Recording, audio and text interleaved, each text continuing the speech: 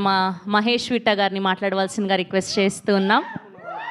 అంతా మా రాయలసీమ వాళ్ళే ఉన్నారు ఈరోజు, మా అమర్దీప్ మొత్తం మేమే. మీడియాకి నమస్కారం అండి. ఎప్పుడు ప్రెస్ మీట్లు చూడడమే కానీ ఫస్ట్ టైం ప్రెస్ మీట్కి వచ్చాను. నేను కొంచెం టెన్షన్ ఉంది. అండ్ ఫస్ట్ ఈ కథ విన్నప్పుడు అనుకున్న అమర్ సక్సెస్ కొట్టేసినాడు అని. ఎందుకంటే ఈ ఈ కాలంటే మా ఫ్రెండ్స్ చాలామంది డైరెక్టర్స్ ఉన్నారు. అండ్ డైరెక్టర్ ట్రైల్స్లో ఉండు. నేను కూడా డైరెక్టర్ అవ్వాలని చెప్పి యాక్ట్ అయినా.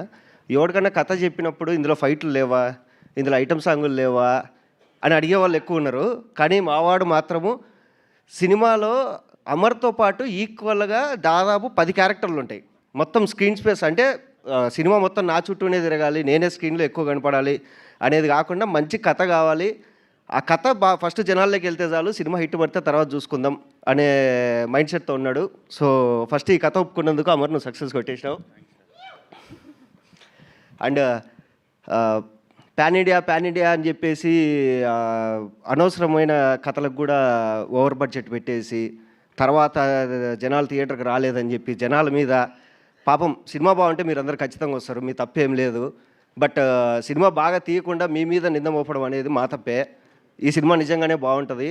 ఒకప్పుడు మనము కబడ్డీ పందెం ఇలాంటి సినిమాలు ఎలా ఉన్నాయో అంటే అవి టీవీలో వచ్చినప్పుడు అరే ఈ సినిమా టీవీలో వస్తుందని చెప్పేసి ఫ్యామిలీ మొత్తం కూర్చొని చూసేది. అండ్ మా సుమతి శతకం కూడా మొత్తం ఇంట్లో ఫ్యామిలీ అందరూ వచ్చి కూర్చొని చూడొచ్చు. సో ఎటువంటి డోకా లేదు.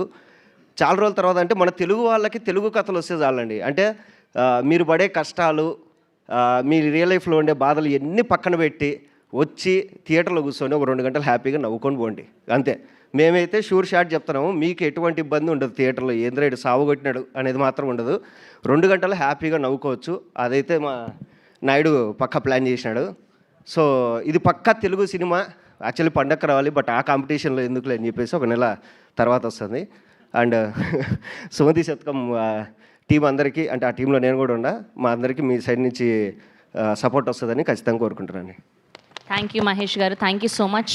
అండ్ ఇప్పుడు మా అమర్దీప్ గారు నాన్నగారిని మాట్లాడవలసిందిగా రిక్వెస్ట్ చేస్తున్నాను.